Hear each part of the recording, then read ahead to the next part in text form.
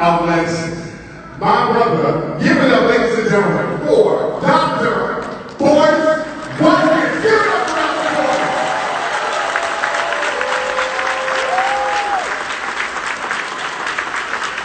What's happening, everybody? How y'all doing? First of all, it's so good to see you. You just look at other black people and just want to smile. You know, just look at the black faces. It just makes you smile. And I want to say this. I got to start off by giving extreme amounts of credit to Tariq and Nasheed for having the courage to host a conference. Right now,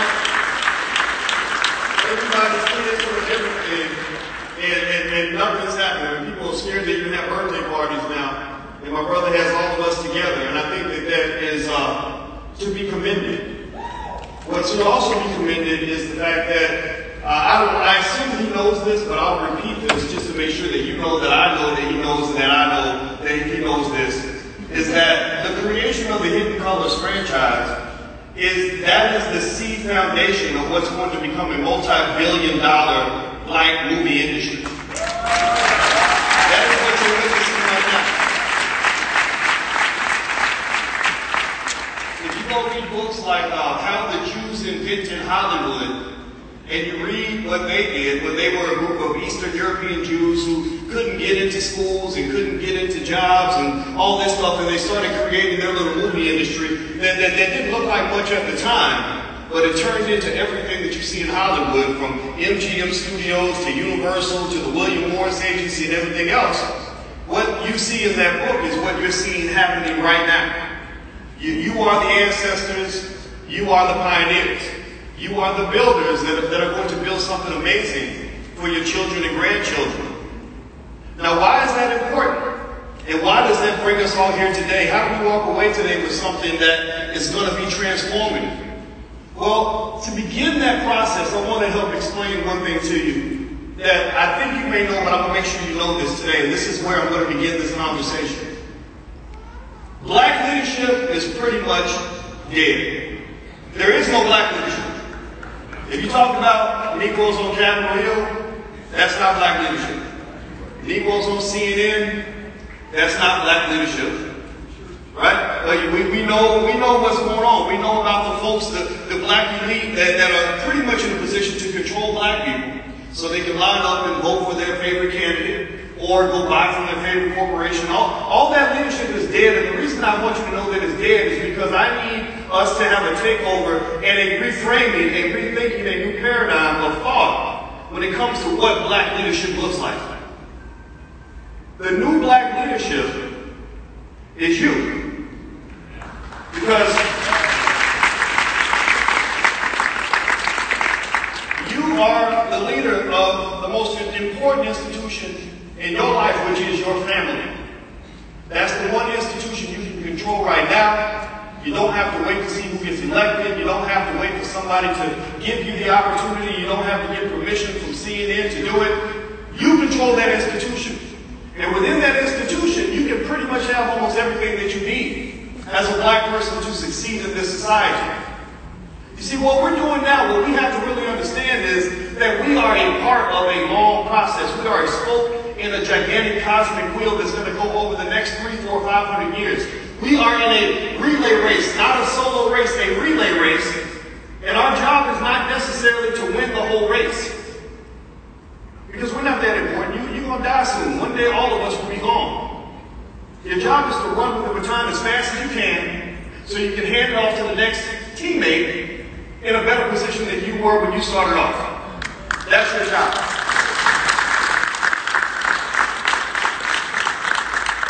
Your most important teammates are not even born yet. The greatest black people in the history of this country probably haven't even lived. Some of them have, but most of them haven't. There are 1,000, 10,000, 100,000 Marcus Garveys that are yet to be born. But we are the ones who get the honor of planting that seed. Let me break it down for you. Let me give you an example. When I come to Atlanta and I speak, I take a moment, I do an Ashe moment because my grandmother is buried about 8 miles from here in West Atlanta. And my grandmother was a person, when I was a kid, she never made a lot of money. She raised 5 kids by herself. She divorced my grandfather when she was about 19. And she never made more than $20,000 a year, didn't have a college degree, none of that stuff. But my grandmother was a financial ninja. My grandmother knew how to just make $1 out of 15 cents. She never, ever once that I saw ever had a financial problem. You see, we got a lot of folks that know how to play struggle numbers, right? Like being black is just hard. Just because you're black, it's just gonna be hard, right? I don't know if anybody else has relatives like that. I know I do. But she didn't do struggle numbers. She really had a powernomics situation. I saw people that made 4 times more money than my grandmother come to her to borrow money. When she died, house was paid off, car was paid off, perfect credit, 0 debt, and her funeral arrangements were so precise that we knew exactly what color dress she wanted to be buried in when she died. So my grandmother was the first person to introduce me to basic ideas like compound interest. Okay, if you plant a seed, then the seed's going to grow. If you don't plant a seed, then you have no harvest. Well, she was teaching me how to be an investor. I just didn't know. But that's what she was teaching me. I wouldn't be talking to you right now if it wasn't for my grandmother. Now, why do I bring up my grandmother? Well, because when I look around and I see all the devastation going on in the black community, all the trauma that we see on the internet every day, you turn on Instagram, Facebook, Twitter, you're always seeing black trauma, you're seeing misery, you're seeing something that's going to piss you off and upset your balance, equilibrium, and literally creates mental illness. Every day you're seeing nothing but tragedy and negativity. And I don't feel negative when I think about our people. I don't at all. I don't feel negative because I don't care so much about where we are right now. I'm not thinking about the year 2020. I'm thinking about the year 2070. I'm not thinking about where we are right now. I'm thinking about where we're going tomorrow. I'm not looking at the present. I live in the future.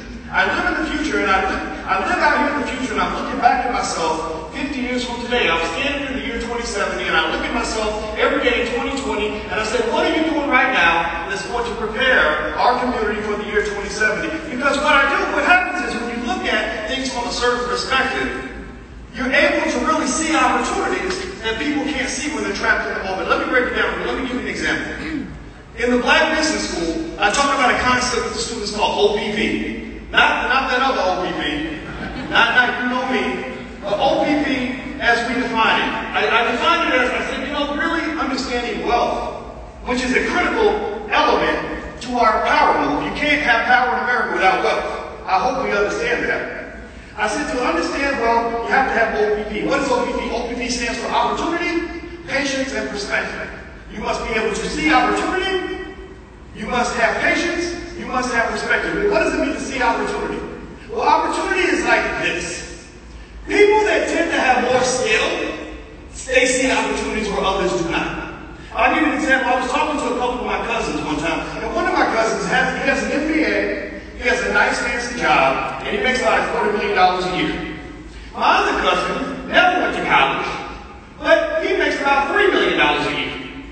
Because he started a business, he learned entrepreneurship, he learned technology, he learned all kinds of things. So we're all sitting around as a family, we're doing what every family should do. We're having family wealth conversations, which we do every single week. And the cousin who has a fancy job, making $250,000 a year, he said, I want to leave the plantation, I want to do something and create something of my own, but I just don't know what to do. I don't know where the money's at. I don't know how to go get money. So this is what the cousin with the MBA said. He said, I don't know where the money's at. Well, my other cousin, the struggling black man, the one who doesn't have all the fancy degrees, he just kind of laughed. He said, man, there's money everywhere.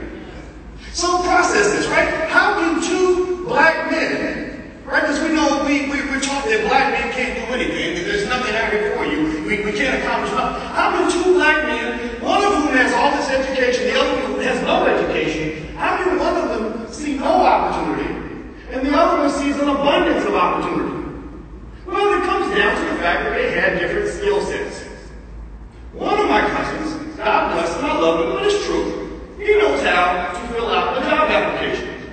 He knows how to make sure his resume is on point. He knows how to get a corporate job. My other cousin knows how to get on the computer and set up a sales process and develop a company and file for an LLC and make investments and make money in 1,000 different ways. So when those two men both look at the world, two black men about the same age, look at the same world, one sees no opportunity, the other one sees an abundance of opportunity. Well, that's no different from going out in the woods. I don't know how to survive. I can't even survive in my own kitchen. We can have a house full of food and the refrigerator be completely full, and I'll look at Alicia and say, ain't nothing to eat. Right? Now, why would I say that? Well, because I have to cook stuff. I don't know how to cook anything. I can heat up oatmeal. I can boil some water. That's all I know how to do. But Alicia knows how to cook. So she saves me. I depend on her. If you put two people out in the woods, one is a survivalist and the other one doesn't know how to survive, one person will find what they need and seek an abundance of opportunities to eat. The other one, who hasn't learned how to hunt, how to fish, how to grow, is going to starve to death. So effectively for black people, your biggest problem is that many of our people starve to death because we lack the skills to survive. That is seeing opportunity. Well, what is patience? Patience, it comes in like this. Investors and economic winners are very patient people. When you think about gentrification, do you think they started planning gentrification last week? No. Did they start planning in 2018 to come and gentrify your neighborhoods? Or did they start talking about this in the 1970s and 1980s? They were planning this 40, 50 years ago. And that's how long-term thinkers think. The Chinese have a 50-year plan for world domination that they started 50 years ago. And the plan's going pretty well. So I contrast this to what culture we are fed in our media. Are we fed a long-term, patient process that leads to perspective, or are we taught get it now, instant gratification, go get what you want right now? We're fed a culture of instant gratification. One of the leading factors that determines if a culture is going to succeed or fail is your ability to delay gratification. So when you talk about opportunity, patience, and having perspective, that's when I started realizing that the best way for me to succeed in 2020 was for me to live in the year 2070 and look back at the year 2020. And then when I did that, I looked at all the amazing things I can do by the year 2070 if I plant those seeds in 2020. So we created something called Project 2070. Project 2070 is real basic, and I want you to participate in this. So how many of you, raise your hand, how many of you have kids? Either a child that you have, that you biologically gave birth to, or a child that you just love so much that they're like your own. If you don't have any kids, you should go get some kids because you don't need to have children in order to be a parent. Well, if you have children, how many of you plan to have children if you don't have children? Raise your hand. Here's the deal. Project 2070 says this. It says that I believe, and I know this is a fact, this is absolutely fundamentally true if we do what we're supposed to do. I believe that black people, foundational black Americans, can lead the world in economic intelligence by the year 2070. I believe that we can be better than any culture in the history of this planet when it comes to building wealth.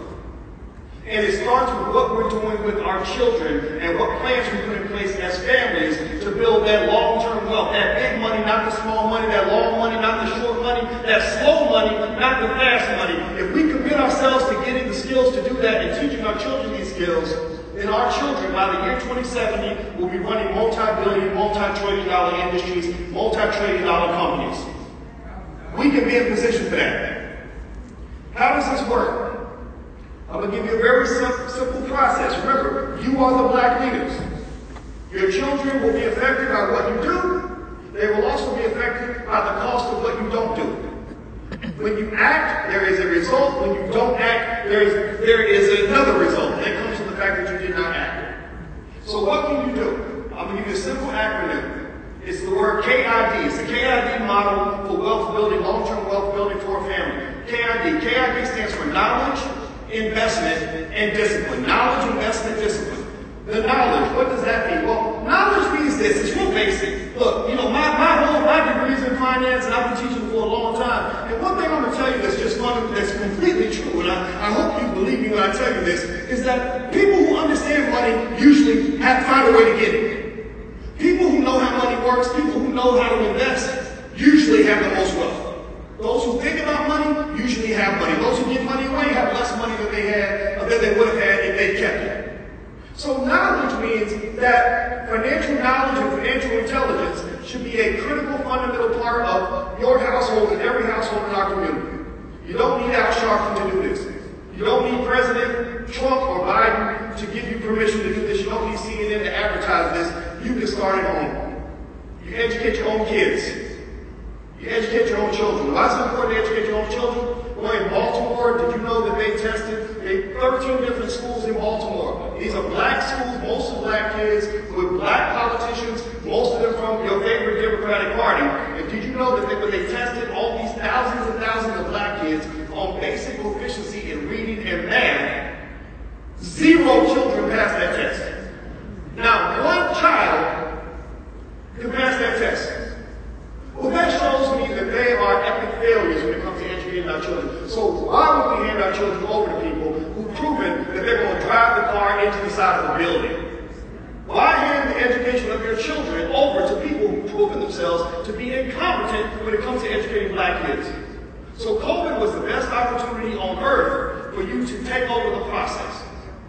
So knowledge means that every black child in this country should, by the age of 12, own a significant amount of stock that you've been buying for them since birth, a little bit every week.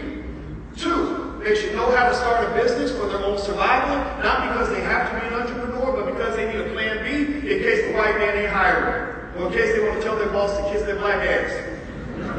3, they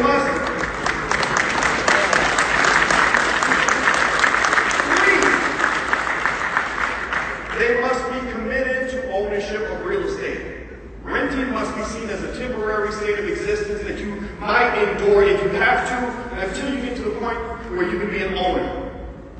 Well, why is that? Well, because somebody with that mindset in the 1970s, when they're going through busting up black neighborhoods that nobody wants to live in, because remember in the 70s, we were all trying to get out to the suburbs where white folks were, they could drive through that neighborhood and they'll say, oh my gosh, I want to own all of this. Ownership is a culture. Ownership is a mindset. You put that in them when they're little, they're going to carry with it all through their life. So knowledge means that they have extensive financial knowledge. They, the same way you got thousands of kids going through football camp and basketball camp, we need thousands of our children going through money camp, investing camp, wealth camp, business camp.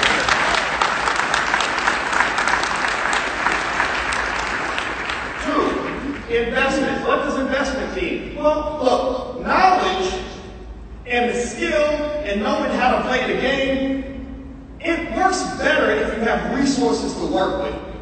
You know, knowing how to manage money and having no money, it's like having a driver's license, but you can't afford a car.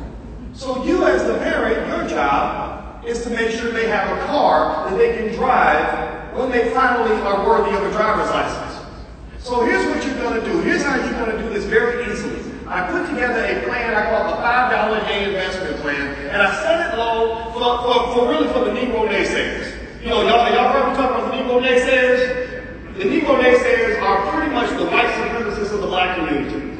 They're the Klansmen of our people. They are the people who find a problem for every solution, who get mad at you when you actually solve the problem instead of bitching at it. So I set the bar very low. And I said, look, $5 a day, $5 is, you can't buy a Popeye's chicken value meal for $5.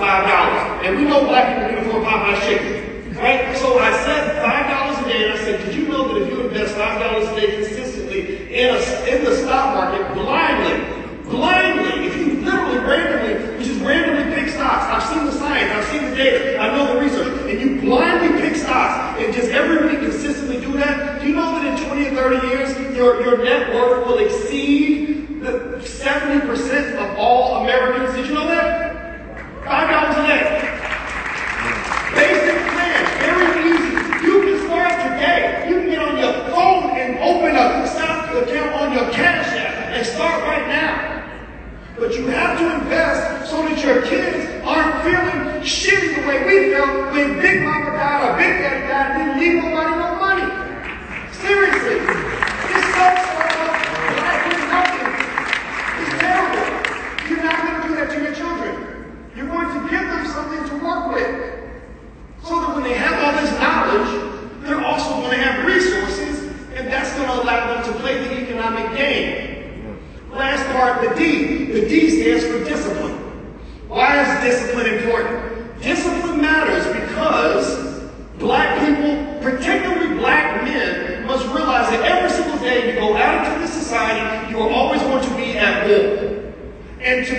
more means that you must prepare millions of children to be what I call economic soldiers.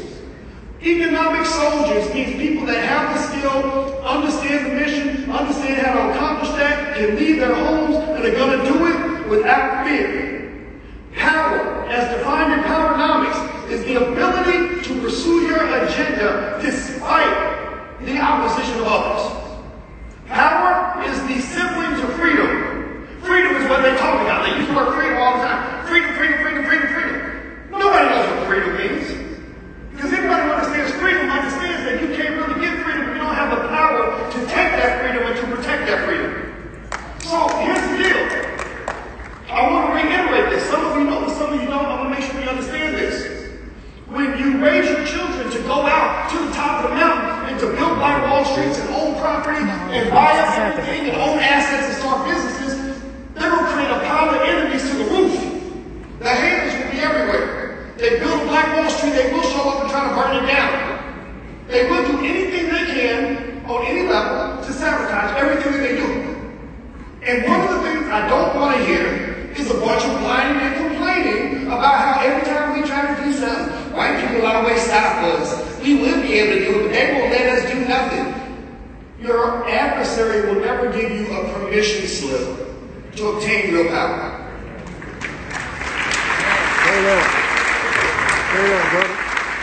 When the Los Angeles Lakers go play the Denver Nuggets, the Nuggets are going to do everything that they can to keep LeBron from trying to win the title. They're not going to give him anything. If they see a weakness, they will exploit it. And I think that one of the things we must understand as a community is, number one, you don't have any friends. You don't have any allies. The only way you're going to get allies is when you start getting power. Because nobody respects the wimpy kid that move anyway. If you ain't got no real power, even your friends, they really won't have your back. There's no incentive for them. You won't get allies until you start having and exerting power. So doing things like this, institution building, that's power. Tariq Nasheed owning a multi-million-dollar film franchise, that's power. Us building not one or two, but thousands of schools run by Black people all across this country so we can take over the educational process, that's power. Us buying up real estate like crazy, one block at a time across this country, that's power. Us starting businesses and generating more entrepreneurs and investors than any other community, that's power. So when you get power, you're going to find people wanting to be your allies, because nobody's going to be your ally because it's the right thing to do. They're not going to be your ally because it helps you. They're going to be your ally because it helps themselves. And people want to align with powerful people. So at the end of the day, here's the last point I'm going to make. Then we'll walk off this stage. Remember that the goal for all of this is to think long term. Our job is not that hard. All we have to do is plant some seeds.